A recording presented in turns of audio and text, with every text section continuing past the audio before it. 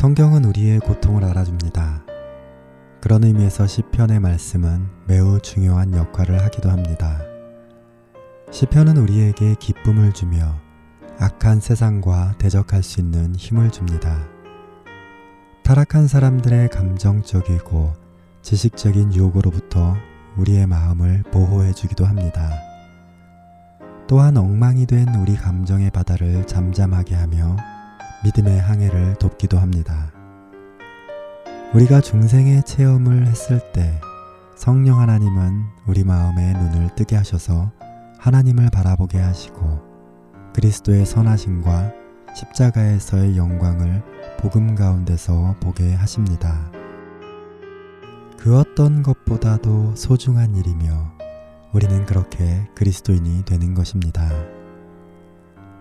우리가 그리스도인이 되었다고 예수 그리스도의 영광에 대한 우리의 시선이 죽는 날까지 선명하게 남아있고 하나님에 대한 확실한 비전과 흔들림 없는 기쁨이 항상 있는 것은 아닙니다.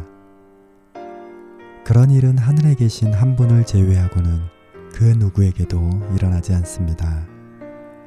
시편은 이런 냉정한 사실을 잘 보여줍니다.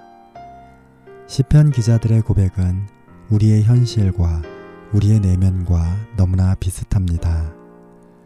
예를 들어 본다면 시편 38편 17절은 내가 넘어지게 되었고 나의 근심이 항상 내 앞에 있사오니 시편 25편 16절에서 17절에는 주여 나는 외롭고 괴로우니 내게 돌이키사 나에게 은혜를 베푸소서 내 마음에 근심이 많사오니 나를 고난에서 끌어내소서.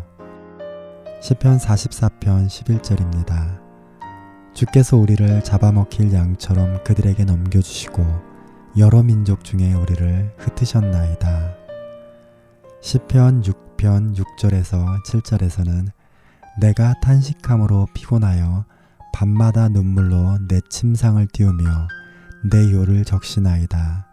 내 눈이 근심으로 말미암아 쇠하며 내 모든 대적으로 말미암아 어두워졌나이다. 이것이 바로 우리가 시편을 사랑하는 이유입니다. 시편 기자들은 바로 우리와 같은 사람들입니다.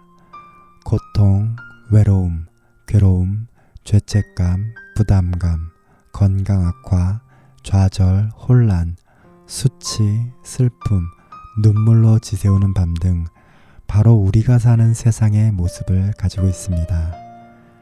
우리가 위선적인 사람이 아니라면 누구나 느끼고 있는 현실일 것입니다. 어떤 번영신학자의 설교가 그건 예수 그리스도가 오시기 전의 상황입니다. 그건 오순절 이전의 이야기입니다. 우리는 그리스도를 바라보며 성령 충만한 가운데 살고 있습니다. 우리는 그런 패배와 불행 속을 걸어가고 있지 않습니다. 라고 말한다면 저는 이렇게 말할 것입니다.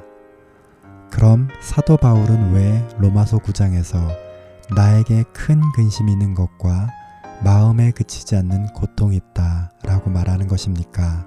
라고 말입니다. 마음에 그치지 않는 고통을 품은 바울은 기뻐하라고 말합니다. 얼마나 자주 기뻐하느냐고 묻는다면 항상 이라고 답합니다. 이것이 기독교인의 삶에서 나타나는 기적입니다. 항상 기뻐하라. 그렇게 할 수 있겠습니까? 우리의 힘으로 할 수 없지만 성령 가운데 거한다면 그리할 수 있습니다. 그러나 결코 쉬운 일이 아닙니다. 사도 바울은 이렇게 말하고 있습니다. 근심하는 자 같으나 항상 기뻐하고 가난한 자 같으나 많은 사람을 부유하게 하고 아무것도 없는 자 같으나 모든 것을 가진 자로다. 근심하는 자 같으나 항상 기뻐하고 이것이 제 삶의 목표입니다. 나의 삶 가운데는 견딜 수 없었던 너무나도 슬픈 일들이 많았습니다. 그런데도 항상 기뻐하란 말씀을 들었습니다. 늘 기뻐할 뿐만 아니라 모든 것에 대해 소망을 가질 수 있었던 것은 말씀 때문입니다. 하나님의 신실하신 약속을 믿으며 성령 하나님의 도우심을 믿기 때문입니다. 성경은 우리의 삶을 이해하고 알 뿐만 아니라 위로하시고 도우시는 하나님의 말씀임을 확신하기 때문입니다.